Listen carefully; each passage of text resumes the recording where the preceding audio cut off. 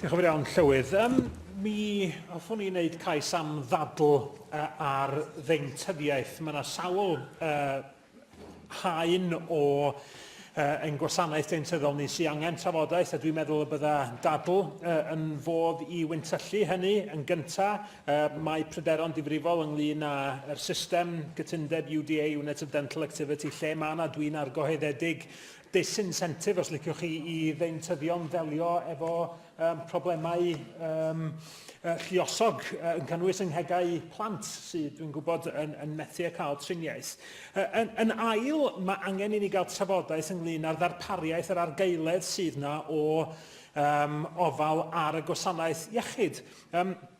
Mi wnaeth surgery yn fetholaeth i, Dentistry Dental ym Mhorthaethwy gyhoeddi'n ddiweddar y bwriad i gau problem cael gafel ar staff oedd wrth raidd hynny. Mi sgwennes i at bwrdd iechyd Betsy Cydwaled yn gofyn be mae'r cleifion i fod i wneud. Yr ateb ges i oedd, dydwch wrthyn nhw ffonio o gwmpas i chwilio am ddeintyddfa sydd yn cynnig gwasanaeth NHS. Dwi'n gwybod mai prin iawn ydy'r cyfleon i bobl gael mynediad at wasanaeth NHS, ac yn wir ar restr diweddar Caergybi yn y netholaeth i, oedd y lle lle oedd disgwyl i bobl deithio bellai gael gwasanaeth deintyddol 59 milltir nôl a blaen i'r ddeintyddfa agosa, mae'n debyg. Ac yn drydydd, fel dydys i, methiant i recriwtio deintyddion newydd oedd y broblem wrth raidd penderfyniad Dentistry Dental ym Mhorthaethwy. Fel y gwnaethon ni lwyddo efo'n ymgylch i gael hyfforddiant meddygol ym Mangor, dwi'n meddwl y bydda'r ddadl hon hefyd yn fodd i wyntyllu yr angen am hyfforddiant deintyddol hefyd i ddatblygu oddi ar gefn yr hyfforddiant meddygol sydd yn dechrau nhw'n fuan.